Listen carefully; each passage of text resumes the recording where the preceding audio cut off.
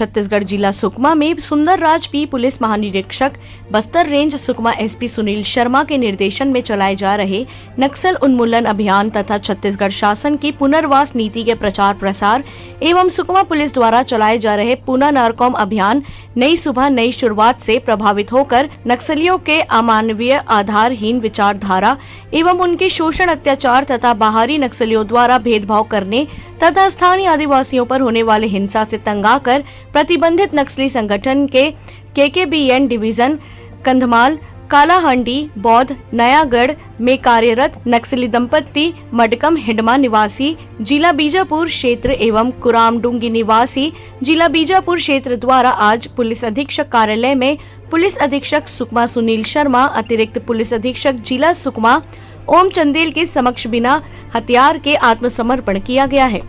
समर्पण करने के बाद दोनों नक्सलियों को सरकार की तरफ से दी जाने वाली राशि 10-10 हजार रुपए भी दी गई है।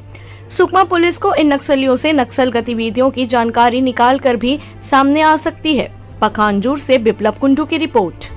जी, ये दो नक्सली पुरुष दंपति, महिला और पुरुष दंपति, एक का नाम मरकम हिडमा है पुरुष का, और महिला का नाम कुराम होंगी।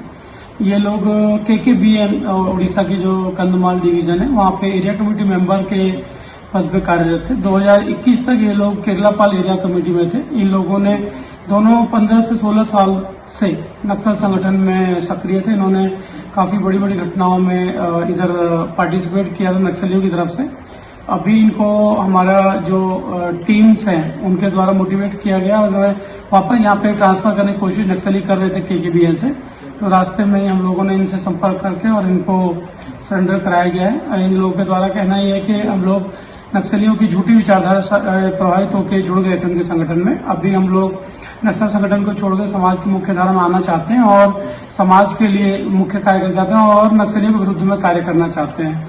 इसके आपके माध्यम से मैं अपील करना चाहता हूँ सभी ऐसे युवाओं से, महिला पुरुषों से जो लोग किसी न किसी कारणवश नक्सलियों के बहकावे में आके उनके संगठन को ज्वाइन कर लिए। आप लोग इसी प्रकार शासन की नीतियों का फायदा उठाएं और सरेंडर पॉलिसी का फायदा उठा के अपने परिवार को अच्छे से चलाएं। अभी इसके लिए इन पे जो 5-5 लाख का इनाम घोषित था वो शासन और उसकी प्रक्रिया की जाएगी। साथ ही इनको प्रोत्साहन राशि के तौर पर 10-10 हजार रुपए दिए गए हैं। इसके अलावा शासन की जितनी भी पुनर्स्थापन की जो सुविधाएं हैं वो इनको प्रदान की जाएंगी।